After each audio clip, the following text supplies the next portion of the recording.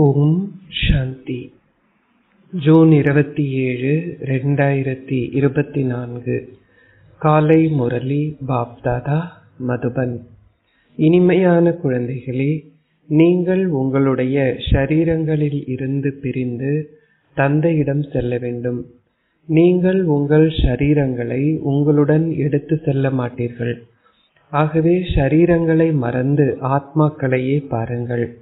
கேள்வி: குழந்தைகளாகிய நீங்கள் யோக சக்தியின் மூலம் உங்கள் ஆயுட்காலங்களை அதிகரிப்பதற்கு ஏன் முயற்சி செய்கிறீர்கள்? பதில்: இப்பிறவியில் கடவுளிடமிருந்து அனைத்தையும் கற்க வேண்டும் என்று உங்கள் இதயம் விரும்புகிறது.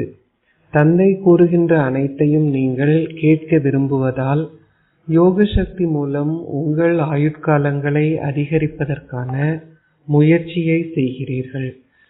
இப்பொழுது மாத்திரமே நீங்கள் தந்தையிடமிருந்து அன்பை பெறுகின்றீர்கள். நீங்கள் அவ்வாறானதோர் அன்பை முழு சக்கரத்திலும் வேறு எந்த காலத்திலும் பெறமாட்டீர்கள். தங்கள் ஷரீரங்களை விட்டு நீங்கியவர்களை குறித்து கூறும் பொழுது அதுவே நாடகத்தில் இருந்தது என்றும் அவர்களது பாகங்கள் அவ்வளவே என்றும் நீங்கள் கூறுவீர்கள். ஓம் சாந்தி. குழந்தைகளாகிய நீங்கள் பிறவி பிறவியாக மற்ற ஆன்மீக ஒன்று கூடல்களுக்கு சென்று கொண்டிருந்தீர்கள். அத்துடன் இங்கும் வந்துள்ளீர்கள்.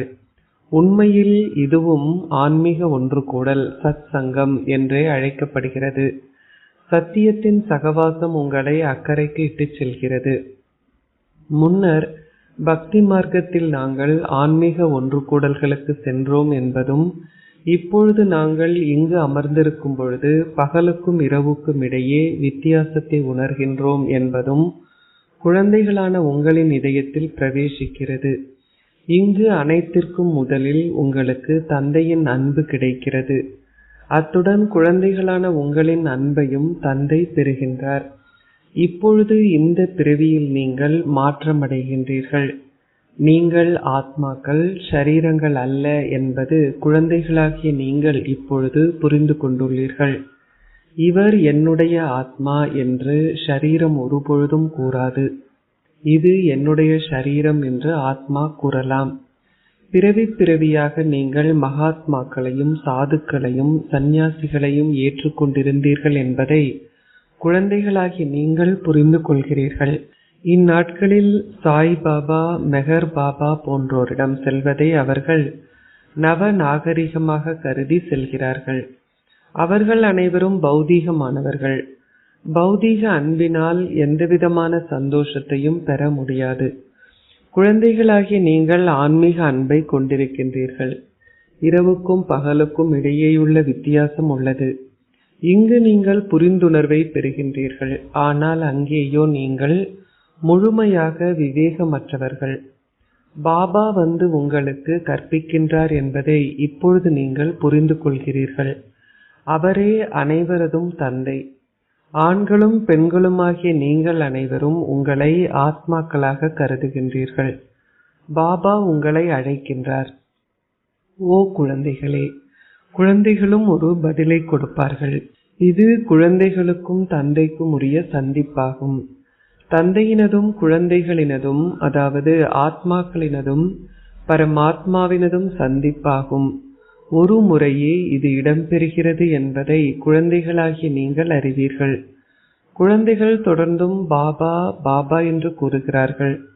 பாபா என்ற வார்த்தை மிகவும் இனிமையானது. பாபா என்று கூறுவதன் மூலம் நீங்கள் உங்களுடைய ஆஸ்தியை நினைவு செய்கின்றீர்கள். நீங்கள் இன்னும் சிறு குழந்தைகள் அல்ல. குழந்தைகள் தங்கள் தந்தை யார் என்பதை மிகவும் விரைவாக புரிந்து கொள்கிறார்கள்.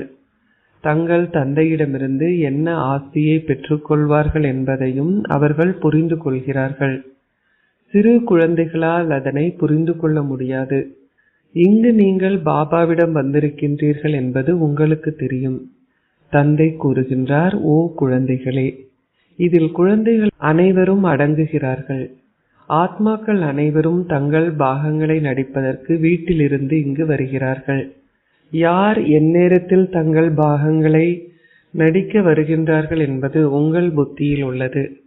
அவர்கள் அனைவரும் தங்கள் சொந்த பல்வேறு பிரிவுகளிலிருந்தும் வருகிறார்கள். பின்னர் இறுதியில் அவர்கள் அனைவரும் தங்கள் சொந்த பிரிவிற்குள் திரும்பிச் செல்வார்கள். இவை அனைத்தும் நாடகத்தில் நிச்சயிக்கப்பட்டுள்ளது. தந்தை எவரையும் கீழே அனுப்புவதில்லை. அது நாடகத்தில் இயல்பாகவே உருவாக்கப்பட்டுள்ளது. ஒவ்வொருவரும் தொடர்ந்தும் தங்கள் சொந்த சமயங்களுக்குள் வருகிறார்கள். பௌத்த சமயம் ஸ்தாபிக்கப்படாது விட்டால் அந்த சமயத்தை சார்ந்தவர்கள் எவரும் இறங்கி வந்திருக்க மாட்டார்கள். சூரிய சந்திர வம்சத்தை சார்ந்தவர்கள் மாத்திரமே முதலில் இறங்கி வருகிறார்கள். தந்தையிடம் சிறந்த முறையில் கற்பவர்களே வரிசை கிரமப்படி சூரிய சந்திர வம்சத்திற்குள் வந்து ஷரீரங்களை பெறுகிறார்கள். அங்கே விகாரம் என்ற கேள்விக்கே இடமில்லை. ஓர் ஆத்மா வந்து யோக சக்தி மூலம் கர்ப்பப்பைக்குள் பிரவேசிக்கின்றார். ஆத்மாவாகிய நீங்கள் சென்று ஒரு ஷரீரத்தினுள் பிரவேசிப்பீர்கள் என்பதை இதிலிருந்து நீங்கள் ஒவ்வொருவரும் புரிந்து கொள்கிறீர்கள். முதியவர்கள் தமது ஆத்மாக்கள் சென்று வேறு ஷரீரங்களை யோக சக்தியின் மூலம் பெறுவார்கள் என்பதை புரிந்து கொள்கிறார்கள். இந்த ஆத்மாவாகிய நான் இப்பொழுது மறுபிறவி எடுப்பேன். என்னிடம் ஒரு குழந்தை வந்துள்ளார் என்று ஒரு தந்தையும் புரிந்து கொள்கின்றார். ஒரு குழந்தையின் ஆத்மா வருகின்றார். அவர்களும் அதன் காட்சியை காண்கிறார்கள். தான் சென்று மற்றொரு ஷரீரத்தினுள் பிரவேசிப்பார் என்பதையும் ஆத்மா புரிந்து கொள்கின்றார். இந்த எண்ணங்கள் எழுகின்றன. அவர்கள் ஒரு குழந்தையை பெற்றெடுப்பதற்குரிய வயதிற்கான நியதிகள் அங்கு நிச்சயமாக இருக்கும். அங்கு அனைத்தும் மிகவும் ஒழுங்காக இடம்பெறும்.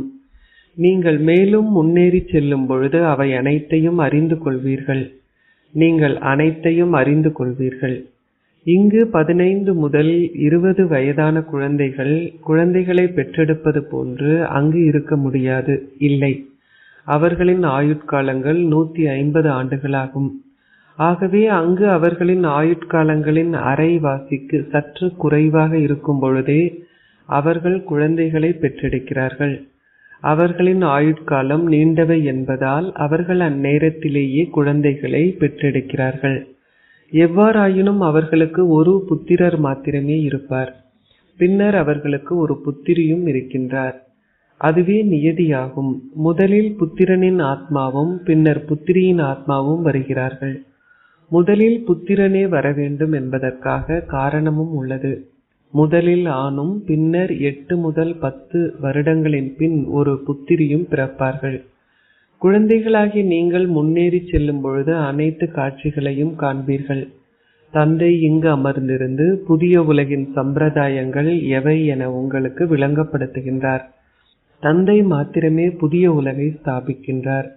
அவர் தொடர்ந்தும் உங்களுக்கு சம்பிரதாயங்களை பற்றி கூறுகின்றார். நீங்கள் மேலும் முன்னேறி செல்லும் பொழுது இன்னும் பல விஷயங்களை உங்களுக்கு கூறுவார். பின்னர் உங்களுக்கு காட்சிகள் தொடர்ந்தும் கிடைக்கும். அங்கு எவ்வாறு குழந்தைகள் பிறக்கிறார்கள் என்பது ஒரு புதிய விஷயம் அல்ல. ஒவ்வொரு கல்பத்திலும் நீங்கள் செல்ல வேண்டிய அத்தகையதோர் இடத்திற்கே நீங்கள் செல்கின்றீர்கள். இப்பொழுது வைகுந்தம் அண்மையில் வந்துள்ளது. நீங்கள் இப்பொழுது மிகவும் அண்மித்துள்ளீர்கள். ஞானத்திலும் யோகத்திலும் நீங்கள் எந்த அளவிற்கு உறுதியானவர்கள் ஆகின்றீர்களோ அந்த அளவிற்கு சமீபமாக நீங்கள் அனைத்தையும் காண்பீர்கள். நீங்கள் அந்த பாகங்களை பல முறைகள் நடித்திருக்கின்றீர்கள். இப்பொழுது நீங்கள் புரிந்துணர்வை பெறுகின்றீர்கள். அதனை நீங்கள் மீண்டும் உங்களுடன் எடுத்து செல்வீர்கள். அங்குள்ள சம்பிரதாயங்கள் என்னவாக இருக்கும் என்ற அனைத்தையும் நீங்கள் தெரிந்து கொள்வீர்கள். ஆரம்பத்தில் நீங்கள் அனைத்தையும் பற்றிய காட்சிகளை கண்டீர்கள். அந்நேரத்தில் நீங்கள் ஆல்பாவையும் பீட்டாவையும் கற்றுக்கொண்டிருந்தீர்கள். இறுதியில் நிச்சயமாக உங்களுக்கு காட்சிகள் கிடைக்கும்.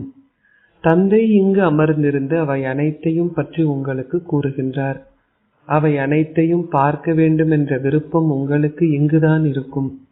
இங்கு நீங்கள் உங்களுடைய ஷரீரங்களை விடக்கூடாது எனவும் அனைத்தையும் பார்த்த பின்னரே செல்ல வேண்டும் எனவும் உணர்கின்றீர்கள். இதற்கு உங்கள் ஆயுட்காலங்களை நீடிப்பதற்கு உங்களுக்கு யோக சக்தி இருப்பது அவசியம். அப்பொழுது உங்களால் அனைத்தையும் தந்தையிடமிருந்து கேட்கவும் பார்க்கவும் முடியும். ஏற்கனவே சென்று விட்டவர்களை பற்றி நீங்கள் கவலைப்படக்கூடாது. அவை நாடகத்தில் அவர்களின் பாகங்களாகும். தந்தையிடமிருந்து அதிக அளவு அன்பை பெறுவது அவர்களின் பாக்கியத்தில் இல்லை. ஏனெனில் எந்த அளவிற்கு அதிகமாக சேவை செய்யக்கூடியவர்கள் ஆகின்றார்களோ அந்த அளவிற்கு அதிகமாக நீங்கள் தந்தையால் நேசிக்கப்படுவீர்கள். எந்த அளவிற்கு அதிகமாக நீங்கள் சேவை செய்கின்றீர்களோ, எந்த அளவிற்கு அதிகமாக நீங்கள் தந்தையை நினைவு செய்கின்றீர்களோ அந்த அளவிற்கு அதிகமாக அந்த நினைவு உறுதியாக இருக்கிறது. நீங்கள் உங்களை குறித்தே பெருமளவு களிப்படைகின்றீர்கள். இப்பொழுது நீங்கள் கடவுளின் குழந்தைகள் ஆகி உள்ளீர்கள். தந்தை கூறுகின்றார், ஆத்மாக்களாகிய நீங்கள் என்னுடன் இருந்தீர்கள். பக்தி மார்க்கத்தில் முக்தி அடைவதற்காக மக்கள் பல விஷயங்களை செய்கிறார்கள். அவர்களுக்கு ஜீவன் முக்தியை பற்றி தெரியாது. இந்த ஞானம் மிகவும் இனிமையானது. உங்களுக்கு பெருமளவு அன்பு உள்ளது. தந்தையே தந்தையும் ஆசிரியரும் சத்குருவும் ஆவார். 21 பிறவிகளுக்கு எங்களை சந்தோஷதாமத்திற்கு அனுப்புகின்றவரே உண்மையான பரம பாபா. ஆத்மாக்களே சந்தோஷமற்றவர்கள் ஆகின்றார்கள். ஆத்மாக்களே சந்தோஷத்தையும் துன்பத்தையும் அனுபவம் செய்கிறார்கள். கூறப்படுகிறது, பாவ ஆத்மாக்களும் புண்ணிய ஆத்மாக்களும். எங்களை அனைத்து வகையான துன்பத்திலிருந்தும் விடுவிப்பதற்கு தந்தை இப்பொழுது வந்துள்ளார். குழந்தைகளாகி நீங்கள் இப்பொழுது அனைவரும் சந்தோஷமாக இருக்கின்ற எல்லையற்றதற்கு செல்ல வேண்டும். முழு உலகமுமே சந்தோஷமாக இருக்கும். இப்பொழுது நீங்கள் நாடகத்தில் அனைவரது பாகங்களையும் புரிந்து கொண்டு விட்டீர்கள். உங்களை சொர்க்கத்திற்கு அழைத்து செல்வதற்காக பாபா வந்திருக்கின்றார் என்று நீங்கள் மிகவும் சந்தோஷமாக இருக்கின்றீர்கள். ஆத்மாக்களாகிய எங்கள் அனைவரையும் அவர் சொர்க்கத்திற்கு அழைத்து செல்வார். தந்தை உங்களுக்கு பொறுமையை கொடுக்கின்றார். இனிமையிலும் இனிமையான குழந்தைகளே, அனைத்து வகையான துன்பத்திலிருந்தும் உங்களை விடுவித்து அழைத்து செல்வதற்கே நான் வந்திருக்கின்றேன். ஆகவே அவ்வாறான தந்தையின் மீது நீங்கள் அதிக அளவு அன்பை கொண்டிருக்க வேண்டும். உங்களுடைய உறவு முறைகள் அனைத்தும் உங்களுக்கு துன்பத்தையே கொடுத்துள்ளன. இங்கு குழந்தைகள் எப்பொழுதும் துன்பத்தையே விளைவிக்கிறார்கள். நீங்கள் சந்தோஷமற்றவர்களாகி தொடர்ந்தும் சந்தோஷமற்ற விஷயங்களையே கேட்டு வந்தீர்கள். தந்தை இப்பொழுது அனைத்தையும் உங்களுக்கு விளங்கப்படுத்துகின்றார். முன்னர் அவர் பல முறை உங்களுக்கு விளங்கப்படுத்தி பூலோகத்தை ஆள்பவர்கள் ஆக்கியுள்ளார். ஆகவே அவ்வாறானதோர் சொர்க்கத்திற்கு உங்களை அதிபதிகள் ஆக்குகின்ற தந்தை மீது நீங்கள் அதிக அளவு அன்பை கொண்டிருக்க வேண்டும். ஒரே ஒரு தந்தையை மாத்திரம் நீங்கள் நினைவு செய்கிறீர்கள். ஒரே ஒரு தந்தையை தவிர எவருடனும் எந்த உறவு முறையையும் நீங்கள் கொண்டிருப்பதில்லை. அனைத்தும் ஆத்மாக்களுக்கு விளங்கப்படுத்தப்படுகிறது. நாங்கள் பரம தந்தையின் குழந்தைகள். இப்பொழுது நாங்கள் பாதையை கண்டு கொண்டதால் சந்தோஷத்திற்கான இந்த பாதையை மற்றவர்களுக்கும் காட்ட வேண்டும். நீங்கள் ஒவ்வொரு கல்பத்தினதும் அரை கல்பத்திற்கு மாத்திரம் அல்ல, முக்கால் கல்பத்திற்கு சந்தோஷத்தை பெறுகின்றீர்கள். நீங்கள் அவர்களுக்கு தந்தையின் அறிமுகத்தை கொடுத்து அவர்களின் துன்பத்தை நீக்குவதால் சிலர் தங்களை உங்களிடம் அர்ப்பணிக்கின்றார்கள். இவர் கூட பிரம்மா பரம தந்தையிடமிருந்தே இந்த ஞானத்தை பெறுகின்றார் என்பதை நீங்கள் புரிந்து கொள்கிறீர்கள். பின்னர் அவர் எங்களுக்கு செய்தியை கொடுக்கின்றார். பின்னர் நாங்கள் மற்றவர்களுக்கு செய்தியை கொடுக்கின்றோம். அவர் தந்தையின் அறிமுகத்தை கொடுத்து தொடர்ந்தும் அறியாமை என்ற உறக்கத்தில் இருக்கின்ற குழந்தைகள் அனைவரையும் விழித்திடச் செய்கின்றார். பக்தியே அறியாமை என்று அழைக்கப்படுகிறது. ஞானமும் பக்தியும் வேறானவை. ஞான கடலான தந்தை இப்பொழுது குழந்தைகளாகிய உங்களுக்கு இந்த ஞானத்தை கற்பிக்கின்றார். ஒவ்வொரு 5000 வருடங்களிலும் பாபா வந்து உங்களை விழித்திடச் செய்கின்றார் என்பது உங்கள் இதயத்தில் பிரவேசிக்கிறது. எங்களது தீபங்களில் இன்னமும் சிறிதளவு எண்ணெயே எஞ்சி உள்ளது. ஆகவே தந்தை இப்பொழுது ஞானமென்ற எண்ணெயை ஊற்றி எங்கள் தீபங்களை ஏற்றுகின்றார். நீங்கள் தந்தையை நினைவு செய்யும் பொழுது ஆத்மாக்களான உங்களின் தீபங்கள் ஏற்றப்படுகின்றன. தந்தையை நினைவு செய்யும் பொழுது ஆத்மாக்களில் உள்ள துரு நீக்கப்படுகிறது. இதனாலேயே மாயையுடனான போர் தொடர்கிறது. மாயை மீண்டும் மீண்டும் உங்களை மறக்கச் செய்கின்றாள். அதனால் துரு நீக்கப்படுவதற்கு பதிலாக அதிக துரு ஆத்மாவில் சேர்க்கப்படுகிறது. உண்மையில் அகற்றப்பட்டதிலும் பார்க்கக்கூடிய துரு சேர்க்கப்படுகிறது. தந்தை கூறுகின்றார், குழந்தைகளே, என்னை நினைவு செய்யுங்கள். உங்கள் மேலுள்ள துரு அகற்றப்படும். இதற்கு முயற்சி தேவை. ஷரீரங்களில் எவ்வித கவர்ச்சியும் இருக்கக்கூடாது. ஆத்ம உணர்வுடையவர்கள் ஆகுங்கள். நாங்கள் ஆத்மாக்கள். நாங்கள் எங்கள் ஷரீரங்களுடன் தந்தையிடம் செல்ல மாட்டோம். எங்கள் ஷரீரங்களிலிருந்து பிரிந்த பின்னரே அவரிடம் செல்ல வேண்டும். ஆத்மாக்களை பார்ப்பதன் மூலம் துரு அகற்றப்படுகிறது. ஷரீரங்களை பார்ப்பதன் மூலம் துரு மேலும் சேர்த்து கொள்ளப்படுகிறது. சில நேரங்களில் அது அகற்றப்படுகிறது, சில நேரங்களில் அது சேர்த்து கொள்ளப்படுகிறது. இது சதா காலமும் தொடர்கிறது. சில நேரங்களில் நீங்கள் மேலே ஏறுகின்றீர்கள், சில நேரங்களில் கீழே இறங்குகின்றீர்கள். இது மிகவும் சிக்கலான பாதையாகும். நீங்கள் இவை அனைத்தின் மூலமாகவும் சென்று இறுதியில் உங்களுடைய கர்மாத்தி ஸ்திதியை அடைவீர்கள். அனைத்திலும் கண்களே உங்களை ஏமாற்றுகின்றன என்பது முக்கியமான விஷயமாகும். ஆகவே ஷரீரங்களை பார்க்காதீர்கள். எங்களுடைய புத்தி அமைதி தாமத்திலும் சந்தோஷ தாமத்திலும் இணைக்கப்பட்டுள்ளது. அத்துடன் நாங்கள் தெய்வீக குணங்களையும் கிரகித்துக் கொள்ள வேண்டும். நாங்கள் தூய உணவையும் உண்ண வேண்டும். தேவர்களின் உணவு தூய்மையானது. விஷ்ணு என்ற வார்த்தையிலிருந்தே வைஷ்ணவம் என்ற வார்த்தை உருவாகியது. தேவர்கள் ஒருபொழுதும் அசுத்தமான தூய்மையற்ற உணவை உண்ண மாட்டார்கள். விஷ்ணுவுக்கு ஒரு ஆலயம் உள்ளது. அதனை அவர்கள் நர நாராயணன், சாதாரண மனிதனும் நாராயணனும் என்றும் அழைக்கிறார்கள். லக்ஷ்மியும் நாராயணரும் ஷரீரதாரிகள். அவர்கள் 4 கரங்களை கொண்டிருக்க முடியாது. எவ்வாறாயினும் பக்தி மார்க்கத்தில் அவர்களுக்கு 4 கரங்கள் வழங்கப்பட்டுள்ளன. அதுவே எல்லையற்ற அறியாமை என்று அழைக்கப்படுகிறது. 4 கரங்களுடன் மனிதர்கள் இருக்க முடியாது என்பதை அவர்கள் புரிந்து கொள்வதில்லை. சத்தியுகத்தில் 2 கரங்களுடன் மனிதர்கள் இருக்கிறார்கள். பிரம்மாவிற்கு கூட 2 கரங்களே உள்ளன. புத்திரி சரஸ்வதியை அவர்கள் பிரம்மாவுடன் காட்டியதுடன் சரஸ்வதி 4 கரங்களை உடையவராகவும் காட்டப்பட்டுள்ளார். சரஸ்வதி பிரம்மாவின் மனைவி அல்ல, அவர் பிரஜாபிதா பிரம்மாவின் புத்திரி ஆவார். தத்தெடுக்கப்படுகின்ற குழந்தைகளுடைய எண்ணிக்கை அதிகரிக்கும் பொழுது அவருடைய கரங்களின் எண்ணிக்கையும் அதிகரிக்கிறது. அவர்கள் பிரம்மாவை 108 கரங்களுடன் காட்டுகிறார்கள். இவ்வாறாக விஷ்ணு பற்றியோ அல்லது சங்கரர் பற்றியோ அவர்கள் கூற மாட்டார்கள். பிரம்மாவிற்கு பல கரங்கள் உள்ளன. பக்தி மார்க்கத்தில் அவர்களுக்கு புரிந்துணர்வு இருப்பதில்லை. தந்தை வந்து குழந்தைகளாகிய உங்களுக்கு விளங்கப்படுத்துகின்றார். நீங்கள் கூறுகின்றீர்கள், பாபா வந்து எங்களை விவேகிகள் ஆக்கியுள்ளார். மக்கள் தாங்கள் சிவனின் பக்தர்கள் என்று கூறுவார்கள். அச்சா, சிவனை நீங்கள் யாராக கருதுகின்றீர்கள்?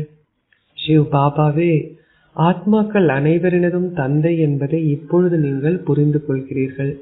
அதனாலேயே அவர் வணங்கப்படுகின்றார்.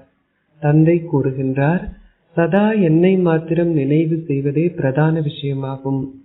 நீங்கள் கூவி அழைத்தீர்கள், ஓ தூய்மையாக்குபவரே, வந்து எங்களை தூய்மையாக்குங்கள். அனைவரும் தொடர்ந்தும் கூவி அழைக்கிறார்கள், ஓ தூய்மையாக்குபவரே, சீதைக்கு உரியவரான ராமரே. நீங்களும் இவ்வாறு பாடினீர்கள். தந்தை வந்து தன்னுள் பிரவேசிப்பார் என்று பாபா அறிந்திருக்கவில்லை. அது அவர் முன்னர் ஒருபொழுதும் நினைத்து கூட பார்க்காத அத்தகைய அற்புதமாகும். ஆரம்பத்தில் தனக்கு என்ன நடக்கிறது என்று அவர் வியப்படைந்ததுடன் அதிசயமும் அடைந்தார். நான் எவரையாவது பார்த்தால் அவரும் கவரப்பட மாட்டார். அவரும் கவரப்பட்டார். என்ன நடந்தது? சிவ் பாபா அவரை ஈர்த்து கொண்டிருந்தார். அவருக்கு முன்னால் அமர்ந்திருப்பவர் எவரும் டிரான்ஸில் செல்வார்கள். அவர் வியப்படைந்தார். இவையெல்லாம் என்ன? இந்த விஷயங்கள் அனைத்தையும் புரிந்து கொள்வதற்கு ஏகாந்தம் தேவைப்பட்டது. அப்பொழுதுதான் அவருக்கு ஆர்வமின்மை ஏற்படத் தொடங்கியது. நான் எங்கு செல்ல வேண்டும்? சரி, நான் பெனாரஸிற்கு செல்லப் போகின்றேன். அவரை அனைத்தையும் செய்யும்படி தூண்டுகின்ற ஒருவரின் ஈர்ப்பு இதுவாகும். அவர் மிகப்பெரிய வியாபாரத்தை கைவிட்டு சென்றார். அந்த அப்பாவி உதவியற்ற மக்களுக்கு ஏன் அவர் பெனாரஸ் சென்றார் என்பது தெரியாது. அவர் சென்று அங்குள்ள பூந்தோட்டத்தில் அமர்ந்தார். அவர் கரத்தில் ஒரு பென்சிலை எடுத்து சுவர்களில் வட்டங்களை வரைவார். பாபா என்னை கொண்டு செய்வித்த எதனையும் என்னால் புரிந்து கொள்ள முடியவில்லை. இரவில் நான் படுக்கைக்கு செல்லும் பொழுது எங்கோ பறந்துவிட்டார் போன்று உணர்வேன். பின்னர் நான் மீண்டும் கீழே வருவேன். என்ன நடக்கிறது என்று எனக்கு எதுவுமே தெரியவில்லை. ஆரம்பத்தில் பல்வேறு காட்சிகள் கிடைத்தன. அங்கு அமர்ந்திருக்கும் பொழுது புத்திரிகள் டிரான்ஸில் செல்வார்கள். அப்பொழுது நீங்கள் பெருமளவை கண்டீர்கள். நீங்கள் கூறுவீர்கள், நாங்கள் பார்த்தவற்றை நீங்கள் பார்க்கவில்லை. நீங்கள் மேலும் நெருங்கி வருவதால் இறுதியில் பாபா உங்களுக்கு பல காட்சிகளை காட்டுவார். அச்சா, இனிமையிலும் இனிமைக்கான அன்பிற்குரிய எப்பொழுதோ காணாமல் சென்று இப்பொழுது கண்டெடுக்கப்பட்டிருக்கும் குழந்தைகளுக்கு உங்கள் தந்தை தாயாக இருக்கும் பாப் தாதாவின் அன்பும் நினைவுகளும் காலை வந்தனங்களும். ஆன்மீக தந்தை ஆன்மீக குழந்தைகளுக்கு நமஸ்தே கூறுகின்றார்.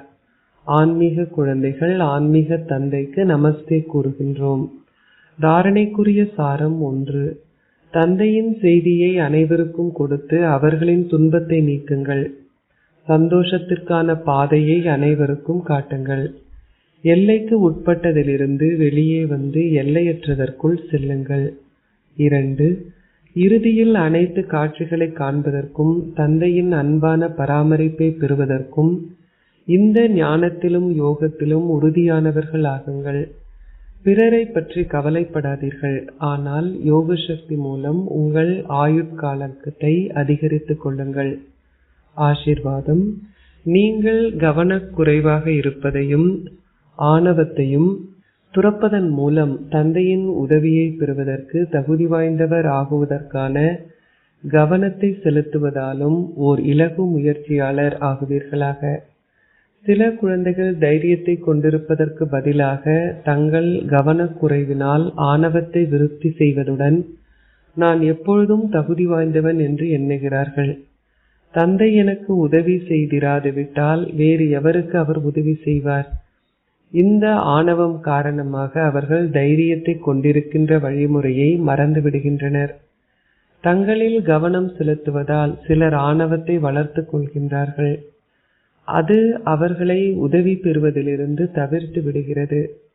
தாங்கள் பெருமளவு யோகம் செய்வதாகவும் தாங்கள் ஞானி யோகி ஆத்மாக்கள் ஆகிவிட்டதாகவும் தாங்கள் சேவைக்காக தங்கள் ராஜ்யத்தை உருவாக்கிவிட்டதாகவும் அவர்கள் நம்புகிறார்கள். ஆகவே இவ்வகையான ஆணவத்தை கைவிட்டு உங்கள் தைரியத்தின் அடிப்படையில் உதவியை பெறுவதற்கு தகுதி வாய்ந்தவர்கள் ஆகுங்கள். அப்பொழுது நீங்கள் ஓர் இலகு முயற்சியாளர் ஆகுவீர்கள். ஸ்லோகன். வீணான எதிர்மறையான எண்ணங்கள் எதனையும் உலக நன்மைக்கான பணிக்காக பயனுள்ளவையாக மாற்றுங்கள். ஓம் சாந்தி.